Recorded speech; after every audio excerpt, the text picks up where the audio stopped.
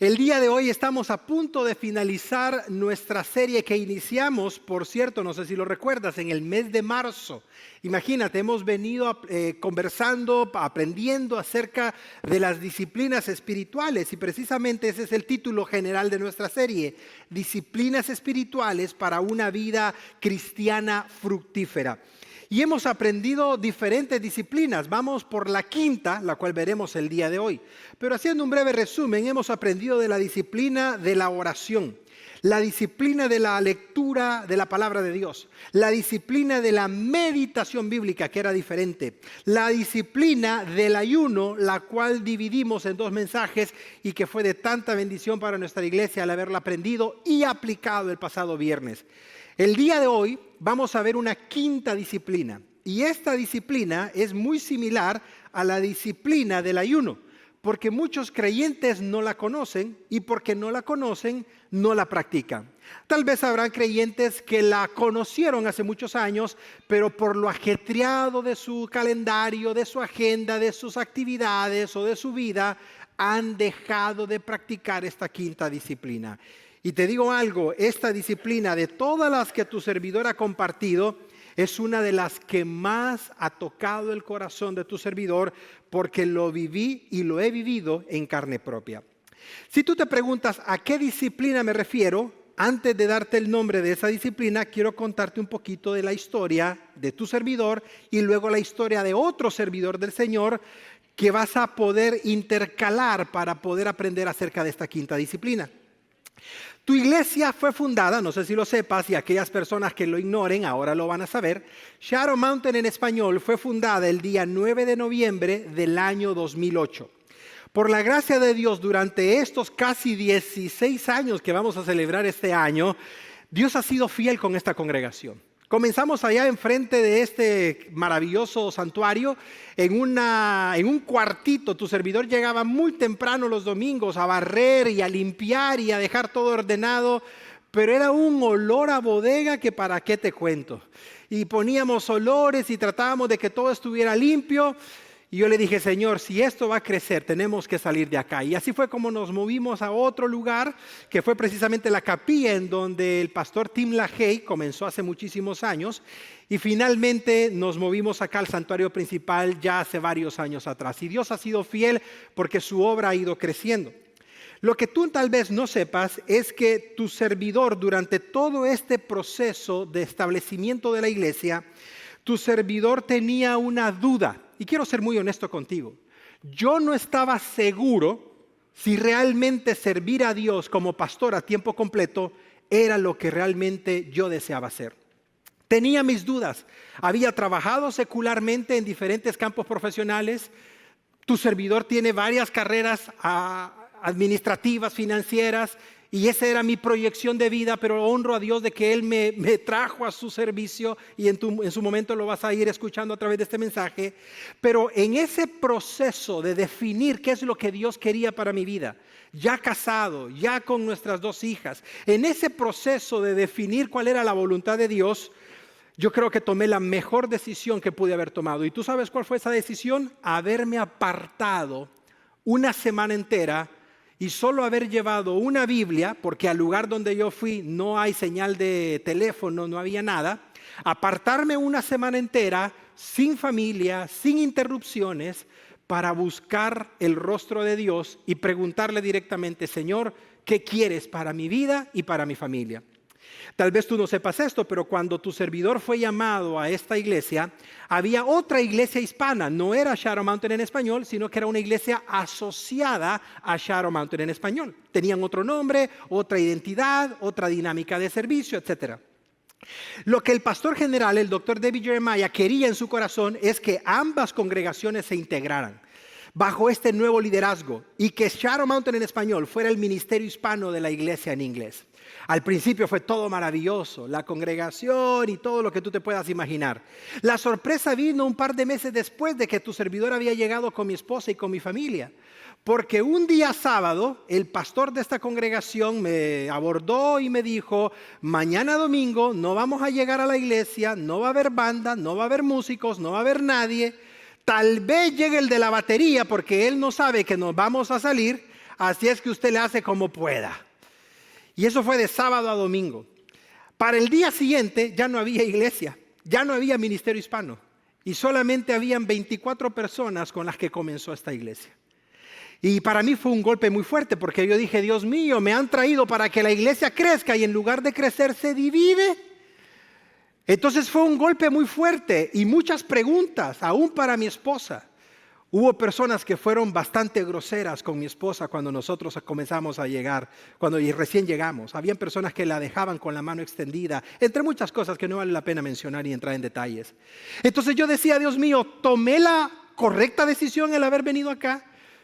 Y tú sabes, para agregarle algo más a esa historia, meses antes yo había recibido la llamada del que era en ese momento el presidente de mi país, quien me llamó. Recuerdo que mi papá me dijo, Eric, te acaba de hablar el señor presidente, aquí está su número personal, dice que le llames. Yo le llamé y él me dijo, Eric, necesito que para el 6 de enero estés en casa presidencial. Y cuando yo le expliqué que estaba en el proceso para ser pastor, se tiró una carcajada en el teléfono. Y me dijo, ¿tú de pastor, Eric? Me dijo. Y se rió y me dijo palabras que no vale la pena mencionar. Y me dijo lo siguiente, que eso sí lo recuerdo muy bien. Si para el 6 de enero no estás en casa presidencial, yo me voy a encargar que no te den trabajo ni de ordenanza, me dijo. Y créeme, nadie le dice que no al presidente fulano de tal. Y cortó la llamada molesto. Cuando terminó esa llamada, yo dije, Dios mío, ahora sí ya me quedé sin el plato y sin la sopa, Señor. Ya estoy aquí, ¿qué voy a hacer? Con las niñas pequeñas, recién llegado a la ciudad, con tantas preguntas, sucede lo que te comenté, yo me encontraba en una encrucijada y yo necesitaba la dirección de Dios. Yo necesitaba que Dios me hablara y me dijera, Eric, yo te traje y todo va a salir bien. Todo esto sucedió hace 16 años, imagínate. Jamás en mi vida hubiese imaginado que Dios iba a hacer todo lo que durante este tiempo ha hecho. Cuando me fui, y hay una fotografía, por cierto, de eso que te estoy comentando, me fui a las montañas de San Bernardino. Yo no sabía la ubicación, me habían recomendado el lugar, pero fue un lugar maravilloso, Forest Home. Hasta la fecha nuestros jóvenes y algunos de los pastores han ido a este lugar y tu servidor constantemente cuando tengo oportunidad me doy una escapadita para estar ahí. Este es un lugar maravilloso, si alguna vez quieres ir te invito a que vayas con tu familia. Es un lugar con mucha historia, en breve lo vas a saber. Fue alrededor de las 3 de la mañana, mientras yo me encontraba en ese retiro espiritual y en soledad completa con el Señor, cuando Dios trajo a mi corazón la convicción de servirle a tiempo completo. Fue ahí precisamente en donde yo dije, Señor, me rindo. Voy a entregar todo, ya no tengo dudas, le voy a dar con todo, voy a darle hasta donde mi fuerza, mi capacidad, mi juventud y todo pueda. A Dios gracias, mi esposa estaba en ese entonces en casa, pero ella respaldaba todas las decisiones que yo estaba tomando y decidimos darle con todo en el servicio al Señor. Eso me tocó tanto el corazón porque mientras yo estaba ahí me di cuenta de algo que me impactó mucho. Hacía muchísimos años atrás, específicamente en 1949, había habido otra persona que había ido al mismo lugar y que había tenido la misma pregunta que yo estaba teniendo con el Señor en ese momento. Jamás me lo hubiese imaginado. A la persona que me refiero fue el reconocido pastor evangelista, el doctor Billy Graham. Este pastor, quien había sido un joven granjero de North Carolina, este joven pastor tenía dudas en torno a la palabra de Dios cuando fue por primera vez a Forest Home en las mismas montañas de San Bernardino que yo te estoy comentando. Él tenía un amigo que se llamó Charles Templeton. Charles había ido con el doctor Billy Graham a Inglaterra después de la Segunda Guerra Mundial a predicar el Evangelio. Si tú investigas el nombre de Charles Templeton y Billy Graham, los vas a ver subiendo al avión cuando van para Inglaterra y los vas a ver en campañas evangelísticas allá en Inglaterra. Lo que sucedió es que Charles Templeton tomó un camino diferente al del doctor Billy Graham. Charles Templeton se inscribió en la Universidad de Princeton y comenzó a dudar de la veracidad de la palabra de Dios y comenzó a poner en tela de juicio las enseñanzas de las Escrituras y comenzó a dudar de la historia de la Biblia. En una ocasión, Charles Stapleton, que había sido muy amigo del doctor Billy Graham, le llamó y le dijo: Billy, si tú sigues predicando las verdades de la Biblia y las historias de la Biblia, te vas a suicidar intelectualmente. Entonces el pastor Billy Graham no era conocido. El pastor era un simple evangelista joven, quien por cierto estaba como evangelista medio tiempo de una organización llamada Youth for Christ, Jóvenes para Cristo. Y entonces él tenía todas estas dudas en su corazón y fue a este mismo lugar, y él cuenta que en una madrugada salió con su Biblia en la mano. Había un tronco de madera en ese mismo lugar, enfrente del lago, por si alguna vez lo has visitado. Puso su Biblia abierta y el doctor Billy Graham hizo la siguiente oración: oh Dios, acepto este libro como tu palabra viva e infalible y dedico mi vida a predicarla hasta que yo muera. Esa simple oración que hizo el doctor Billy Graham y esa comunión que tuvo con el Señor fue algo sorprendente, porque a partir de ese momento la vida y el ministerio del doctor Billy Graham nunca volvió a ser igual. Las personas que lo escucharon predicar lo habían oído antes y lo escucharon después de ese suceso y afirmaban que había habido una autoridad y una unción divina sobre la vida del doctor Billy Graham que él no tenía antes. Es interesante porque si yo te pregunto, ¿habías escuchado de Charles Stapleton? Yo estoy seguro que no, o tal vez algunas dos personas. Por cierto, si te gusta la lectura y si tienes tiempo para leer, cosa que te recomiendo, Charles Stapleton escribió un libro bastante triste que se titula My Farewell to God, mi despedida de Dios, las razones por las que dejé la fe cristiana.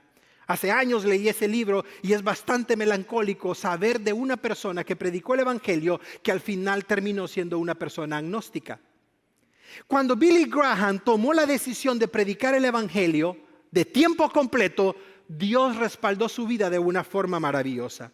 Ahora yo te pregunto, ¿qué hubiese sucedido si Billy Graham no se hubiera apartado para tener un tiempo con Dios? ¿Qué hubiera sucedido en su vida, en su familia, en el ministerio que Dios le entregaría si él no hubiera dedicado un tiempo a solas con Dios, únicamente con su Biblia? Hasta la fecha existe esa piedra donde antes estaba el tronco de madera que te mencioné, y ahí puedes leer una placa en donde está toda la historia que acabo de mencionarte. Hay unas fotografías que tal vez están en pantalla que te demuestran lo que acabo de decirte.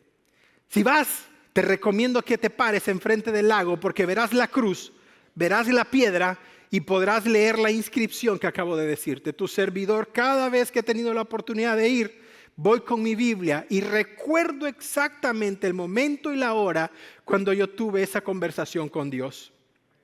Es interesante porque este pastor Billy Graham se convirtió después de ese suceso en el consejero de presidentes, se convirtió en el consejero de reyes, se convirtió en el evangelista hasta dictadores. Uno de los pocos evangelistas que le presentó el evangelio al dictador de Corea del Norte fue el pastor Billy Graham. ¿Quién iba a pensar que un joven granjero de Carolina del Norte iba a ser usado tremendamente por Dios cuando él decidió apartarse para tener un tiempo de comunión con Dios?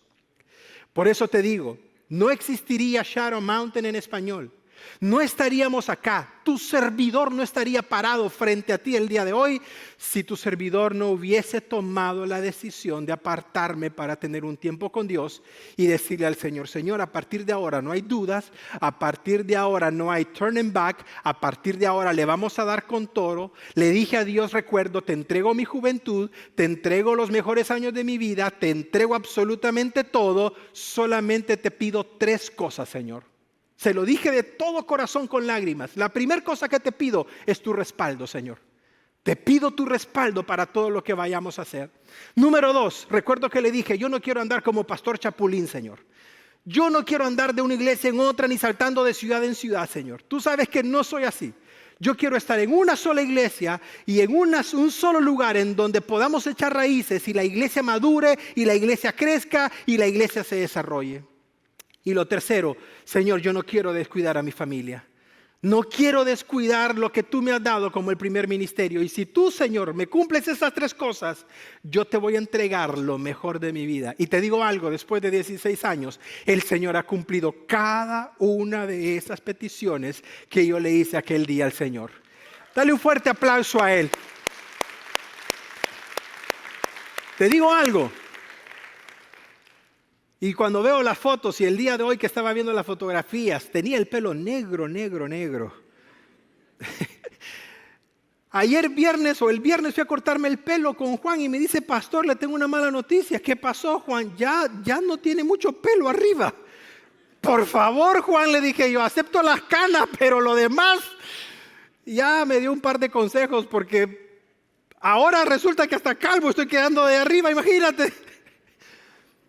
Y ahora que estaba viendo las fotos, sentado, como a eso de las 4 de la mañana, por cierto, le dije al Señor, Señor, te di los mejores años de mi vida más lo que falta, Señor. Y le he dado con todo, Señor. Por favor, respalda tu iglesia para lo que resta todavía más. Respalda tu iglesia, Señor. Esa fue mi oración hoy a las 4 de la mañana, justo antes de mandarle a todo el equipo el mensaje. Apartarse con Dios tiene algo muy especial. Apartarse con Dios tiene una dinámica maravillosa. Y más cuando tú no estás conectado con el internet ni conectado con otra distracción, sino que solamente llevas tu Biblia y tienes ese tiempo con Dios y no hay otra distracción excepto pasar tiempo a solas con Dios. Esa es la 5ª disciplina que vamos a aprender en nuestra serie. Y el título del mensaje de hoy es, como lo puedes ver en pantalla, el retiro que nos acerca al Padre. El retiro que nos acerca al Padre. Por favor, ve conmigo a Lucas capítulo 5, versículo 16. Este es un pasaje que normalmente no lo encuentras en todos los evangelios, pero como lo hemos dicho anteriormente, Lucas es muy exacto con su registro histórico acerca de Jesús. Y me encanta que haya mencionado con detalle el suceso que vamos a leer a continuación. Como siempre te pedimos, abre tu Biblia para que vayas familiarizándote con los evangelios. Así es que, por favor, ábrela. Y quiero decirte algo, si no tienes una Biblia, ve al final del servicio, da tu nombre para que el próximo domingo podamos darte una Biblia. Va a ser una bendición para esta iglesia poner una Biblia en tus manos y que puedas comenzar a leerla. ¿Cuánto te cuesta? Absolutamente gratis. Nunca hemos vendido y no vamos a vender la palabra de Dios, jamás.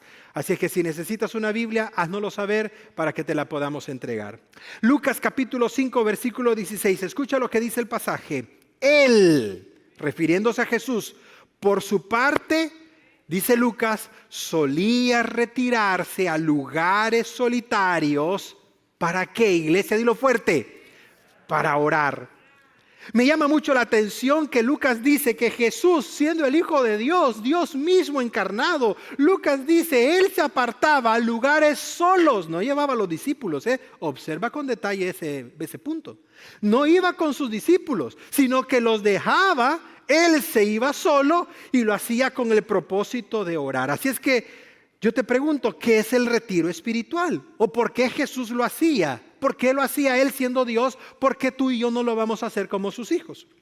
Para efecto de este mensaje y para que podamos entender el principio de lo que es el retiro espiritual, yo quiero que lo veamos en pantalla. Esa es una definición, obviamente no está en la Biblia, pero de la información que recopilamos de la Biblia podemos aprender el principio de lo que es el retiro o el apartarse espiritualmente. Obsérvalo conmigo en pantalla. El retiro espiritual es aquella acción de suspender una actividad, de suspender un trabajo, de suspender una rutina diaria por un tiempo determinado, un día, un fin de semana o una semana, pero con el propósito de apartarse para que tú puedas buscar la reflexión, para que puedas buscar la confesión de pecados y para que puedas buscar una restauración espiritual. Más claro no puede quedar.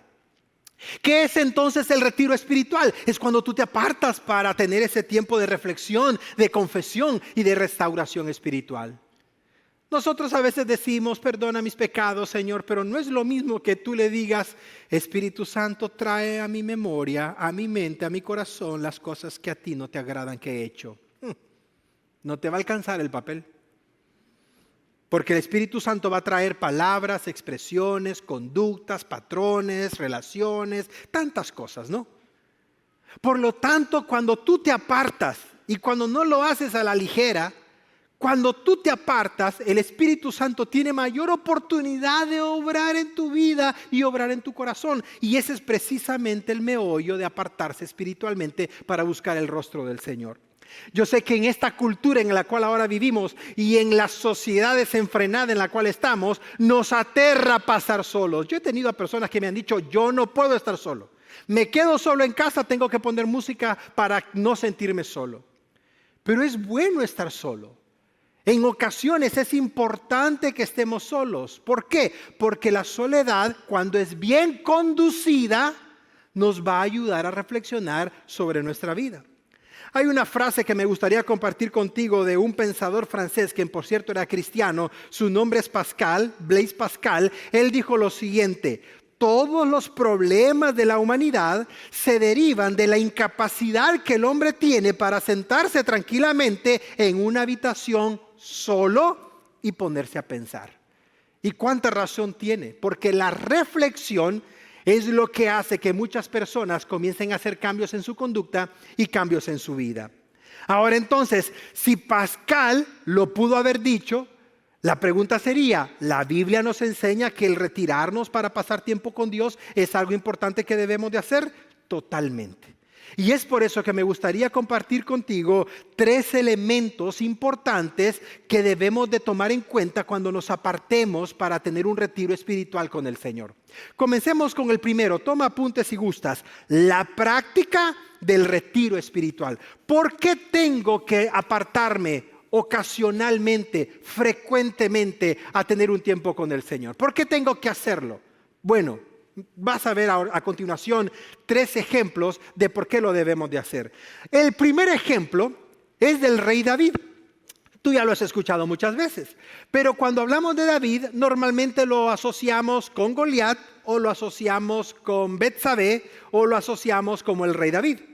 Pero antes de que todo eso sucediera, tal vez tú no sepas que David fue un simple, y no lo digo de manera despectiva, sino que fue un simple pastor de ovejas. Era el más pequeño de la familia y por lo tanto los demás hermanos estaban en el ejército del rey Saúl, pero David, como era el más pequeñito, estaba cuidando las ovejas de su papá Isaí. Es interesante porque cuando Samuel, el gran profeta de Dios, llegó a ungir al nuevo rey de Israel, pensó que los primerizos de Isaí eran los reyes, o iba a ser el rey. Los vio altos, esbeltos, los vio capaces, fornidos. Y Samuel dijo, de aquí soy, ven, inclina la cabeza que te voy a ungir. Y en el momento le dice el Señor, ¿qué estás haciendo, Samuel? Ese no es el que yo he elegido. Ese no es el que va a ser el futuro rey de Israel, Samuel. Samuel, escúchame, tú ves lo exterior de las personas, Samuel, pero yo veo el corazón de las personas. Así es que despacha a esa persona, porque no es él a quien yo tengo elegido para ser el rey de Israel. Y la historia es hermosa, tú lo puedes leer en el libro de Samuel del Antiguo Testamento. Pasa 1, pasa 2, pasa 3, pasan 4, pasaron todos los hijos y le dice Samuel a Isaí, ¿no te queda ningún otro hijo? Y hasta el propio papá se le había olvidado que ahí andaba David en el rebaño. Y le dice, pues me queda uno, pero es el más pequeñito, ni está aquí, sino que está allá en el rebaño de las ovejas. Pero ¿estás seguro que no es de los que te acabo de presentar? Porque tienen todo el porte. Y le dice Samuel a Isaí, no me voy a sentar a comer, no me voy a sentar a la mesa hasta que me mandes a traer a esa última persona. Porque Dios me ha dicho que Él ve el corazón y no el exterior de las personas. Y de Isaí dice, bueno señores, vayan a traer a David, lo van a encontrar. Y desde que Samuel vio a David, dijo la palabra de Dios a su corazón, Samuel, ese es. Ese que está ahí es. Y yo me imagino a Samuel diciéndole, Señor, pero ya le viste la estatura. No digas nada, úngelo. Ese es el futuro rey de Israel. Yo he visto su corazón y a él lo he escogido para ser rey. Y la historia es maravillosa porque en ese momento eligió y ungió a David como rey futuro de Israel, aunque eso iba a venir después de muchos años. Pero ¿por qué lo eligió? Tú lo vas a encontrar a continuación. Porque David había aprendido a pasar tiempo a solas con Dios. Cuando estuvo en el monte, cuando estuvo con las ovejas, lo que más tenía David era tiempo a solas con Dios. Si tú te preguntas en qué momento David escribió la mayoría de los 150 salmos que tenemos en el libro de los Salmos, no lo hizo cuando era rey, algunos de ellos sí. Pero muchos de los salmos que se escribieron lo hizo cuando estaba de pastor de ovejas. Los cantos, la arpa, los instrumentos, la adoración, el desarrollar un corazón de adorador, el desarrollar un corazón conforme al corazón del Padre, David lo desarrolló cuando estaba en privado, estando en tiempo con el Señor a solas. Y él lo dijo en el Salmo 42:1, observa, como el ciervo brama por las corrientes de las aguas, así clama por ti, oh Dios, el alma mía. Observa lo profundo de sus palabras. Mi alma tiene sed de Dios, del Dios vivo. David está haciendo una analogía en este pasaje. Y David dice, así como los venados, porque el siervo que menciona no es siervo de servir, es siervo del animal. Así como el venado anda buscando el agua desesperadamente para beber y para poder vivir, así mismo Dios, mi alma tiene sed de ti. Yo te pregunto, reflexiona, no me respondas. ¿Cuántas veces tú le has dicho al Señor, Señor, tengo hambre y sed de ti? Yo lo experimenté este fin de semana con el ayuno y la entrega. No te lo puedo explicar, tendrías que experimentarlo, pero sientes un desasosiego. Quieres estar tiempo con Dios, necesitas estar tiempo con el Señor. Y no quieres ninguna interrupción de ningún tipo. Y no quieres que nadie te desenfoque porque estás pasando tu tiempo con Dios. Entiendo en algún grado lo que David dice en este salmo. ¿Y cómo desarrolló eso David? Pasando tiempo con el Señor a solas. Y si tú me dices, Pastor Eric, ¿y fue David la única persona que pasó o que aprendió a desarrollar tiempos de retiro espiritual con Dios? No, hubo alguien más y este también me sorprende. Lo vimos en Lucas, nuestro Señor Jesucristo. Es el segundo ejemplo. Me llama mucho la atención porque siendo Jesús el Hijo de Dios, aún así, Él pasaba tiempo con el Padre en oración. Lo mencionó Lucas, pero también lo menciona Mateo, capítulo 14, versículo 23. Dice Mateo, despedida la multitud, los 5,000, por cierto. Los 5,000 es la multitud que menciona Mateo. Despedida la multitud de personas, ¿qué hizo Jesús? Se apartó al monte a orar y lo hizo hasta que llegaba la noche y estaba ahí solo. ¿Qué habrá orado Jesús? Sin lugar a dudas le dio gracias al Padre por el milagro de la multiplicación. Sin lugar a dudas le pidió fuerza física para poderse llevar todo esto. Es interesante porque la alimentación de las 5,000 personas era el milagro que acababa de suceder. Y qué paradójico con los pastores actuales que actualmente hay.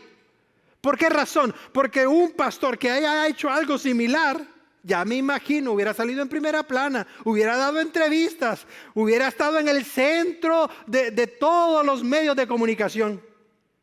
No, Jesús. Después del milagro que hizo, Él se apartó para tener tiempo con su Padre y para poder orar y para poderle dar gracias por lo que acababa de suceder. Me llama mucho la atención porque vemos un patrón en la vida de Jesús. Cada vez que Jesús hacía un milagro grandioso, se apartaba a orar y darle gracias al Padre. Cada vez que sucedía el milagro, volvía a repetir la misma dinámica de agradecimiento y apartarse para tener tiempo a solas con el Padre. Y me llama mucho la atención el pasaje que menciona Marcos. Dicho sea de paso, me llama que Marcos es el único evangelio que menciona este pasaje, el único de los 4. Marcos dice que cuando Jesús estuvo a punto de seleccionar a los 12 discípulos, Él hizo algo, se apartó para orar, para buscar la dirección del Señor y observa lo que hizo después. Marcos dice, Jesús estableció a 12 discípulos. Y observa lo que viene en mayúscula, por favor, para que no lo olvides. Ese pasaje debe de estar subrayado en tu Biblia. Dice Marcos, Jesús seleccionó a 12 discípulos. ¿Para qué los seleccionó? Para que estuviesen con Él. Obsérvalo. Sé observador a la hora de leer las Escrituras.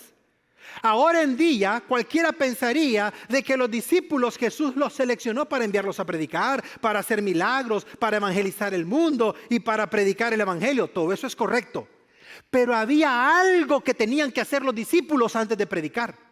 Había algo que tenía que suceder en la vida de los discípulos antes de hacer milagros.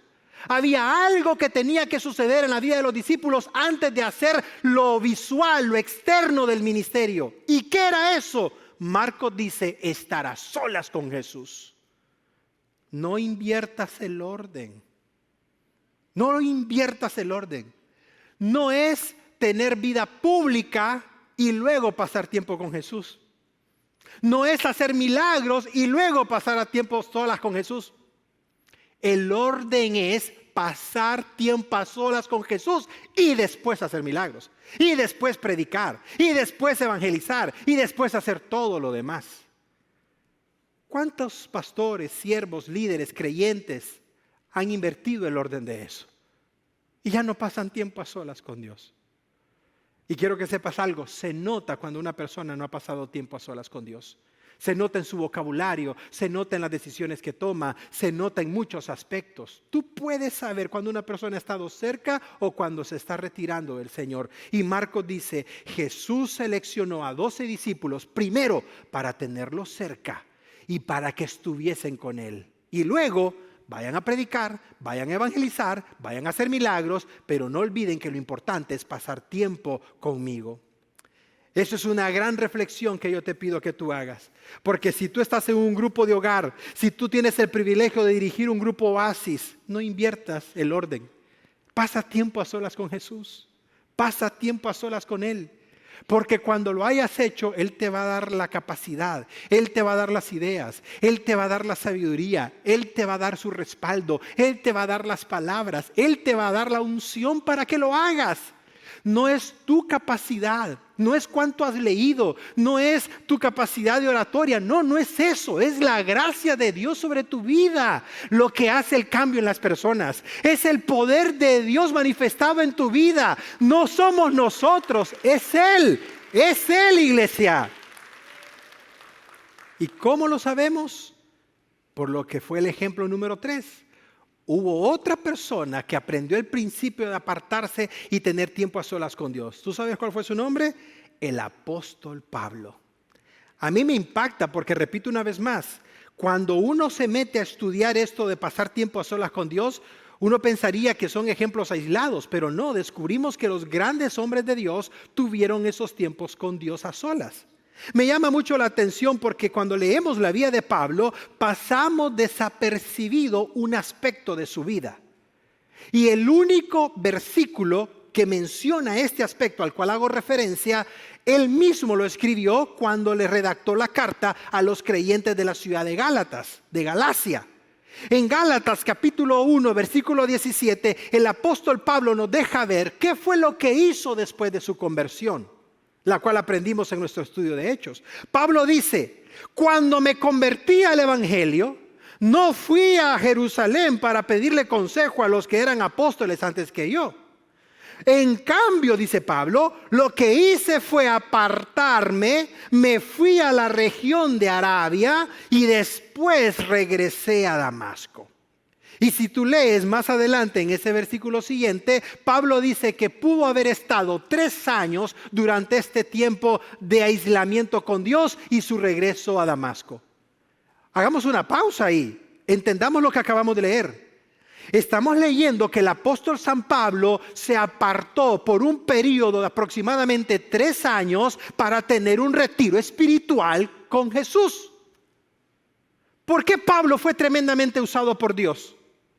¿Por qué Pablo tuvo la determinación de predicar el evangelio aun cuando le costó su propia vida?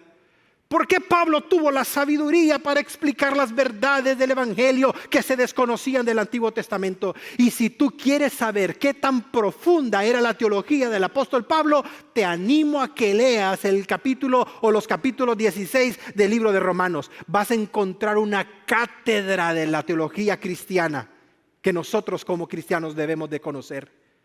¿Dónde aprendió todo eso Pablo? Pablo dice, no lo fui a aprender de los discípulos. No lo fui a aprender de los sabios de Jerusalén. Me aparté con el Señor durante 3 años, se empapó de todo el Antiguo Testamento y ahí estaba el Espíritu Santo revelándole a Pablo todas las verdades del Antiguo Testamento aplicadas a la vida de Cristo. Si tú te preguntas, ¿vale la pena pasar tiempo con Dios? Claro que vale la pena. No es tiempo perdido, no es tiempo muerto. Recuerdo en una ocasión, hace algún tiempo atrás, que estábamos hablando de algo similar con una persona. No tanto el tiempo de pasar con Dios, pero pastor, yo necesito aprovechar mi tiempo porque ¿sabía usted, pastor, que las horas de la semana multiplicadas por las semanas del año, divididas entre 1920 o 1900, ¿cuánto le puede dar? ¿Cuánto vale la hora de cada persona? Y mi hora anda por $300, pastor. Bravo. ¿Te dolería darle 1 hora de tu tiempo a Dios? Uy, se me pone la piel de gallina. Porque te digo algo, no cuenta cuánto vale tu hora cuando te vas de programa en programa en programa con Netflix. No cuentas las horas cuando ves tu serie favorita. No cuentas las horas cuando te distraes con otras cosas, sin entrar en tantos detalles. ¿Por qué las cuentas o por qué las contarías cuando se trata de invertir tu tiempo con Dios? Si algo debes de tener claro con este mensaje es que tiempo con Dios no es tiempo perdido, es tiempo invertido, iglesia. Tiempo con el Señor no es tiempo perdido, no es tiempo muerto, es tiempo invertido. Dale un fuerte aplauso a Él. Esto es para ti, Señor. Es tiempo útil. Es tiempo que tú lo necesitas, que yo lo necesito, que todos lo necesitamos. Ahora, no solamente debemos de practicar el retiro espiritual. Ya vimos los ejemplos de David, de Jesús y de Pablo. Sino que tenemos que agregarle un segundo aspecto. Y a este tiempo que tú vas a decidir si es de un fin de semana, de un día o de una semana, tú le vas a agregar algo. Le vas a agregar una intencionalidad. Escúchame, amada iglesia de Cristo. Porque tú puedes pasar un fin de semana viendo los árboles de San Diego. Qué hermosos árboles. No sé ni cómo se llama, pero qué grande está. Tú puedes pasar un día admirando las montañas que Dios nos ha bendecido aquí en San Diego. Qué bonito. Pero ese no es un tiempo de retiro espiritual. Pastor, yo soy una persona outdoor. Me encanta los hiking. Me encanta y me preparo y todo lo demás. Pero no te desenfoques. La intención del retiro espiritual no es el hiking. La intención del retiro espiritual no es admirar la naturaleza. No es contar mariposas ni ver los árboles. La intención es que tú pases tiempo a solas con Dios. Esa es la intención. Ese es el propósito. Que tú puedas apartarte del bullicio de la sociedad, de tu trabajo, el bullicio de lo que puede generar, no me lo tomes a mal, tu esposa, no me lo tomes a mal, tu familia. Y tú te apartas de eso para enfocarte en el Señor y en que Él te hable a tu vida y a tu corazón. Quiero que me anotes o que anotes ahí 3 aspectos de la reflexión que tú o de la intencionalidad que tú debes de tener en cuenta cuando te apartes. Número 1, tener un tiempo de reflexión. Es que muchas personas no reflexionan sobre su vida. Muchas personas han olvidado el hábito de la reflexión. Muchas personas han olvidado el hábito de apartarse para reflexionar. Y es interesante porque cuando reflexionamos, ¿de qué tengo que reflexionar, Pastor Eric? Tienes que reflexionar, por ejemplo, de tu vida espiritual. ¿Cómo está tu vida espiritual? Llevo 2 años en Shadow Mountain en español, pero no sirvo todavía. Llevo 3 años y no he leído la Biblia últimamente. Llevo tanto tiempo, pero no oro como antes. Todas esas preguntas tú debes de reflexionar, porque cuando tú hagas el ejercicio de reflexionar introspectivamente, te vas a confrontar con una realidad, que has dejado de hacer cosas importantes que son espiritualmente para tu vida. No solamente debes de reflexionar, y me encanta porque la Biblia nos anima a reflexionar. Observa lo que dice Ageo capítulo 1 versículo 5. Así dice el Señor Todopoderoso, reflexionen sobre su proceder. Es decir, la Biblia nos manda a reflexionar sobre nuestro caminar, sobre nuestro proceder. Ahora, hay un segundo aspecto que debemos de incluir en la intencionalidad del retiro. No solamente la acción de reflexionar, sino que la acción de evaluar. Y por favor, no confundas reflexión con evaluación. Tú puedes reflexionar todo el día y no evaluar nada. ¿Cuál es la diferencia de reflexión y evaluación, Pastor Eric? Confrontación. Esa es la diferencia. La reflexión no trae confrontación, pero cuando tú decides evaluarte a ti mismo, entonces viene la confrontación. Es decir, tú mismo dices, no estoy haciendo esto y la palabra me anima a que lo haga. No estoy orando como debo y la palabra me anima a que lo haga.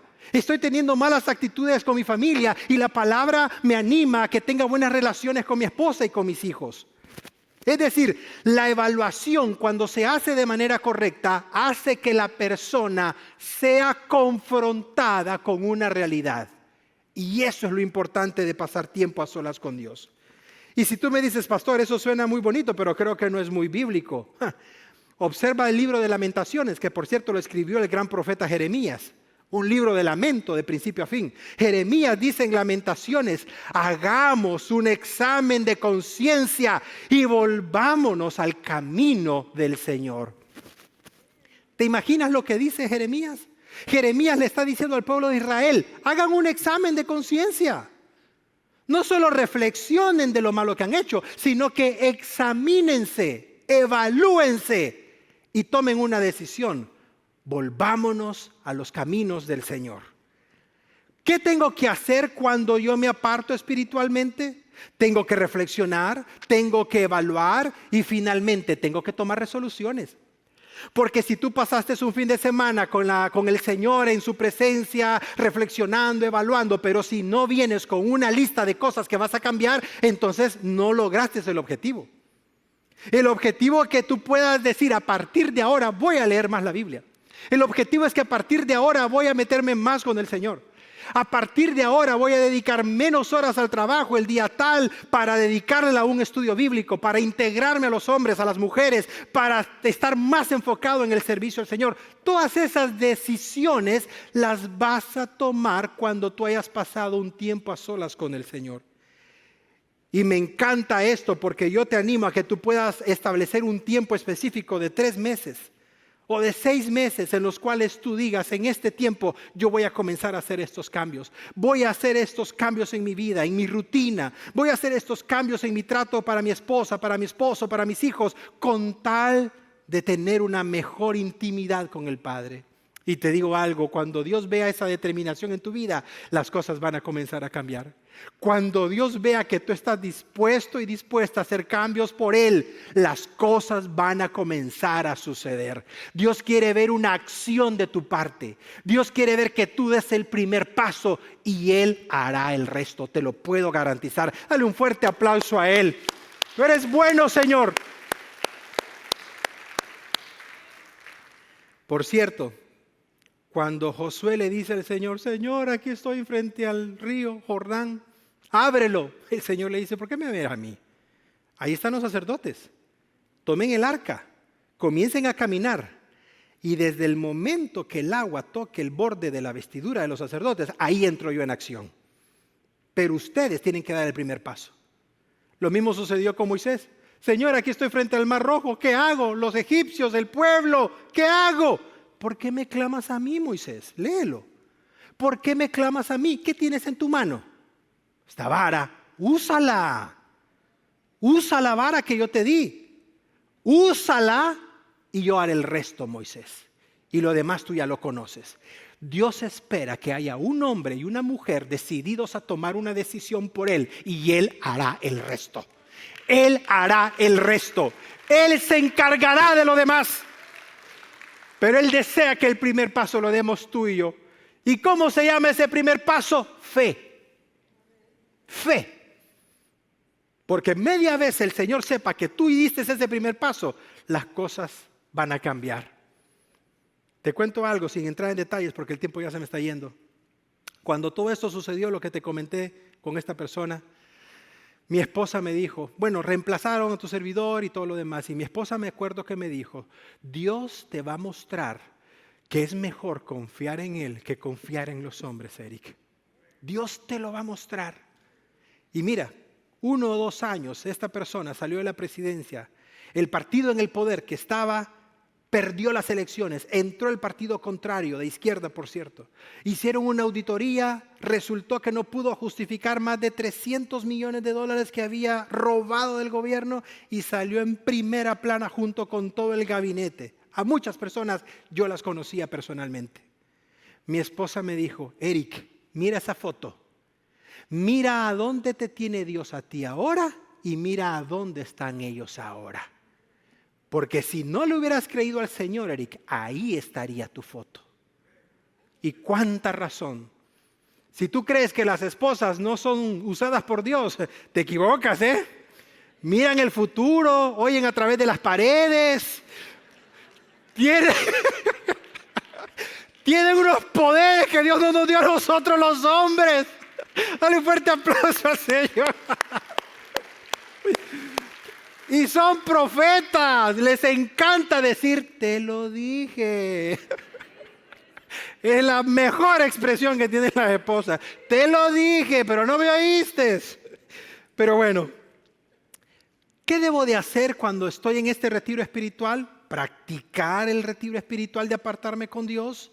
Buscar la intencionalidad de apartarme con Dios para que realmente tenga provecho. Pero hay un último aspecto. ¿Cuáles son los beneficios de hacerlo, Pastor Eric? Porque yo quiero hacerlo. No puedo apartarme una semana, pero me puedo apartar un fin de semana. Me puedo apartar un día. Me desconecto desde las 7 de la mañana hasta las 5 de la tarde y lo voy a invertir con el Señor. Tantas opciones que tienes en esta ciudad o tantas opciones que tienes en cualquier lugar si tú así lo decides. Quiero darte 3 beneficios. El primer beneficio es que cuando tú te apartas para tener tiempo con Dios, alineas tu vida espiritual con Él.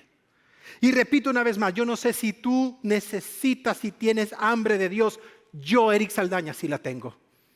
Y la necesito constantemente. La necesitamos. Te quiero comentar algo sin que esto se vuelva amarillista ni sacarte de contexto, pero esta madrugada tuve una experiencia que no había tenido en mucho tiempo. Tu servidor estaba dormido. Mi esposa está fuera de la ciudad con las niñas. Regresan hoy. O mejor dicho, con Eliana, Rebeca y Gracia están conmigo. Pero en la madrugada, quizás eran como las 3 y fracción de la mañana, porque alcancé a ver la hora. Inmediatamente yo sentí que había un ataque espiritual ahí conmigo. No voy a entrar en detalles. Yo quise hablar, quise abrir mi boca, quise en el nombre de Jesús reprender eso y no podía. Y yo estaba consciente, yo estaba totalmente consciente, escuchaba todo. Algunas personas dicen que tiene un nombre, sueño de no sé qué, no sé cuánto. No, porque mi espíritu me decía que eso era un ataque del enemigo. Y yo sentía que esto estaba queriendo entrar en mi cabeza, quería moverme la cabeza de esa manera. Y yo sentía los zumbidos, sentía la opresión. No sé las palabras para que me lo puedas entender, pues. Pero sentía la opresión real ahí conmigo. Y comencé a decir poco a poco, Cristo te venció en la cruz del Calvario. Primero lo comencé a pensar, pero luego hice un esfuerzo, me incorporé en la cama y lo dije con toda fuerza. Cristo te venció en la cruz del Calvario, estás derrotado. Y yo sentí literalmente que algo hizo ¡pum! Inmediatamente. Vi el reloj y eran como las 3:30, 3:35 de la madrugada. Me puse a orar y ya no me pude dormir. Te cuento esta experiencia, que no quiero que la tomes fuera de contexto. ¡Ay, estamos en! Lo que te quiero decir es que tú y yo tenemos una guerra espiritual. Lastimosamente no se habla de ella. Lastimosamente creemos que ser cristiano es solamente venir un domingo con la Biblia debajo del brazo y ya cumplí. O ya di mis diezmos y se acabó. No, no funciona de esa manera. Hay una guerra espiritual, hay un enemigo que se llama Satanás. Y este enemigo, que no está en todas partes, que ya está derrotado, tiene ángeles demoníacos, tiene posesiones, huestes celestes, que tienen un solo propósito: destruir tu vida espiritualmente hablando. Él quiere destruir tu matrimonio, quiere desenfocarte. Y quiero que sepas algo: Satanás quiere ponerte temor en el corazón. Porque cada vez que tú le das poder a tu temor, entonces el temor se apodera de ti. Cuando tú tengas una experiencia como la que tu servidor tuvo, si es una experiencia real, no temas. Recuerda que Satanás está vencido en el nombre de Jesús. Nosotros somos victoriosos.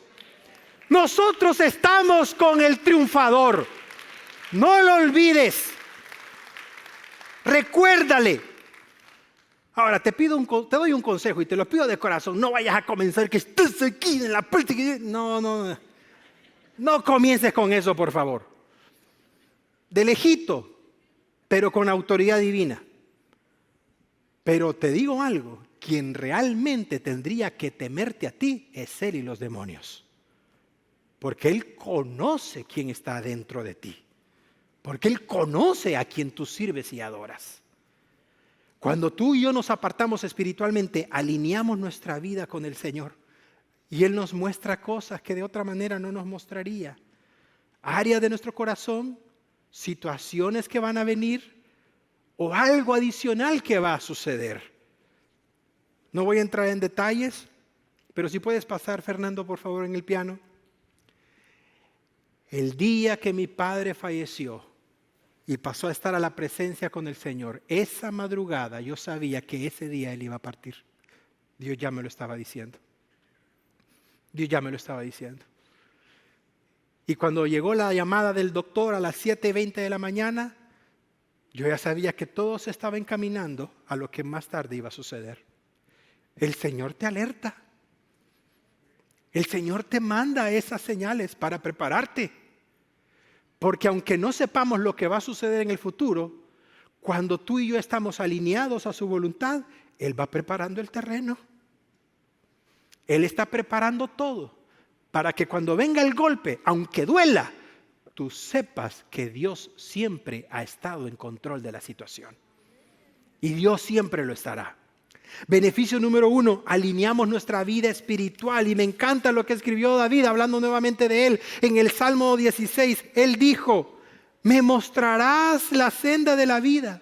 Tu presencia hay plenitud de gozo, delicias a tu diestra para siempre. Cómo me encantaría que tú sintieras esa delicia de pasar tiempo a solas con Dios. Que no te distraigas, que no te desenfoques.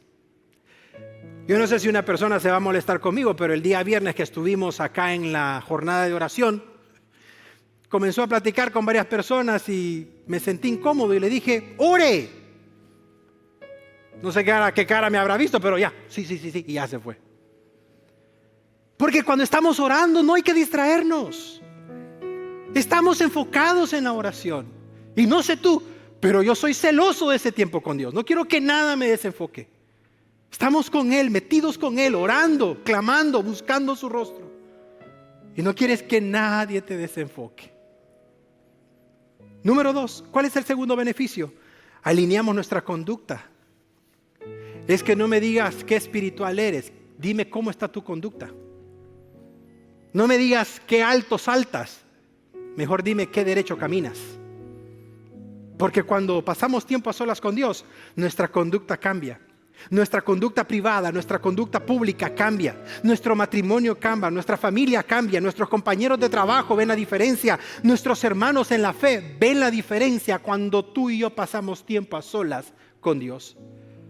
Por lo tanto, el beneficio es que alineamos nuestra conducta con el Señor. Y me encanta lo que el apóstol Pablo dijo en Efesios. Así que tengan mucho cuidado en la manera de vivir. No vivan como necios, sino que vivan como sabios. Aprovechen al máximo el tiempo, cada momento que tengan, porque los días son, ¿qué dice Pablo? Malos. Y si tú me dices, pastor, yo creo que los días no son tan malos. ¿Viste la inauguración de los Juegos Olímpicos de París? Blasfemia. Cuando estas personas transvesti y todos estos pervertidos, porque no tiene otro término, simularon la última cena de Jesús en los Juegos Olímpicos. Y todas las personas, burla del Evangelio, burla de Cristo. No podemos desearles mal, sino orar porque tenga Dios misericordia de ellos. Pero te recuerdo algo, nadie se burla del Señor sin quedar impune. Nadie se burla de mi Cristo sin que haya consecuencias de tal acción. Alineamos nuestra vida espiritual, alineamos nuestra conducta con Dios y finalmente alineamos nuestro llamado que Él nos ha hecho. Lo más especial de pasar tiempo a solas con Dios es que tú confirmas el llamado que tú tienes. Y si Dios te ha llamado a un pastorado tiempo completo como a tu servidor, gloria a Dios. Necesitamos más pastores en Shadow Mountain en español. Pero no estamos hablando solamente de servir a Dios en tiempo completo, sino que estamos hablando de que tú puedes decir, Señor, yo voy a abrir mi casa para que se predique tu palabra. Señor, yo voy a abrir un grupo de hogar, Oasis. Yo me voy a incorporar a un Bernabé, me voy a incorporar a algo. Quiero servir, quiero hacer algo por ti, Señor. Esas decisiones pueden surgir de un tiempo a solas con Dios. Y te digo algo, cuando tú lo hagas, vas a experimentar el gozo más grande de servir a Dios con los dones y talentos que Él te ha dado. Dice Jeremías capítulo 33 versículo 3: clama a mí y yo te responderé y te enseñaré cosas grandes, dice Jeremías, y ocultas que tú no conoces. Y este pasaje de Proverbios me tocó mucho el corazón. Dice Dios, tipificando la sabiduría, hablando como que fuese una persona. Dice Dios, amo a los que me aman y los que me buscan. Y esa palabra la debes de subrayar en tu Biblia. Me van a encontrar los que me buscan con diligencia. Con diligencia, dándole prioridad al Señor, diciéndole no a otras invitaciones, diciéndole no a otras cosas que no son urgentes, para darle prioridad al Señor en su presencia. Él dice, yo amo a los que me aman y me van a encontrar aquellos que con diligencia me buscan. Y si tú me dices, Pastor Eric, ¿vale la pena buscar el rostro del Señor? Observa el versículo 18. Dice Él, conmigo están las riquezas, conmigo está el honor, conmigo está la fortuna duradera, no la efímera, no el dinero que se acaba. La fortuna duradera de tener una relación especial con el Padre, dice Dios, está conmigo. Y no solamente eso, sino que también la justicia me acompaña. Dale un fuerte aplauso a Él.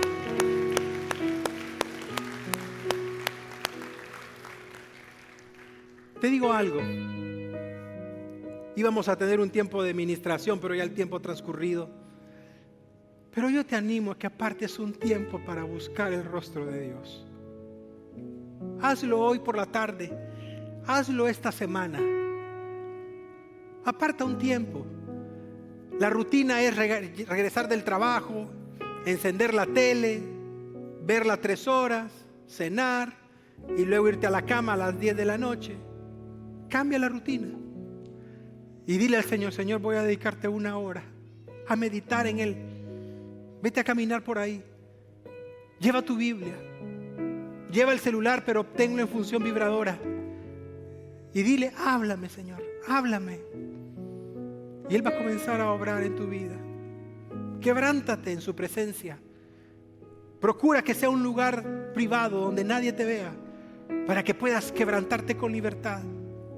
Y cuando regreses a casa, tu esposa, tus hijos, los que te conocen van a decir, de veras que se te nota que has pasado tiempo a solas con el Señor. Padre, gracias te damos por tu palabra. Oramos que no venga o que no vuelva a ti vacía, Señor, sino que haga aquello por lo cual tú la enviaste, Señor. Pedimos, Padre, que este principio de apartarnos espiritualmente para buscar tu rostro lo haya asimilado tu iglesia. Y nos va a motivar mucho saber que hombres y mujeres comienzan a hacerlo a partir de hoy. Porque si como iglesia buscamos tu rostro, grandes cosas vendrán para esta ciudad a través de esta iglesia. Yo te doy gracias porque me has permitido el honor de estar aquí, Señor. No era la persona más competente, no era la persona con mayor experiencia, no era la persona con mejores contactos, pero por alguna razón a ti te plació, Señor. Y con profunda humildad y agradecimiento te doy las gracias, porque siempre ha sido un honor servirte como familia y a nivel personal. Tú me has permitido varios honores, Señor, pero sin duda el más grande de todos es servirte a ti. Gracias por esa oportunidad. Siempre te lo voy a agradecer. Si tú estás acá el día de hoy y no conoces a Jesús en tu corazón, quisiera que lo conocieras. No quiero hablarte de religión, quiero hablarte de una relación personal con Él. El tiempo ha transcurrido, pero si tú quieres conocer a ese mismo Jesús del cual yo te he hablado hoy, solamente levanta la mano como una señal externa de que lo quieres recibir en tu corazón. Aquí van a estar nuestros hermanos de evangelismo y va a ser una bendición que ellos te puedan guiar, conducir, explicar, darte más información de cómo tú puedes conocer a ese Señor que conoció Pablo, que conoció David después y que transformó la vida de las personas de toda esta iglesia y la de este tu servidor. Si tú quieres conocer a Jesús allá en los campus, los pastores van a pasar en breve para continuar haciendo el llamado, para recibirlo por primera vez o para reconciliar. Pero yo te pido, no te vayas a casa sin hacer esa decisión por Cristo, porque es la mejor decisión que tú habrás podido tomar en toda tu vida.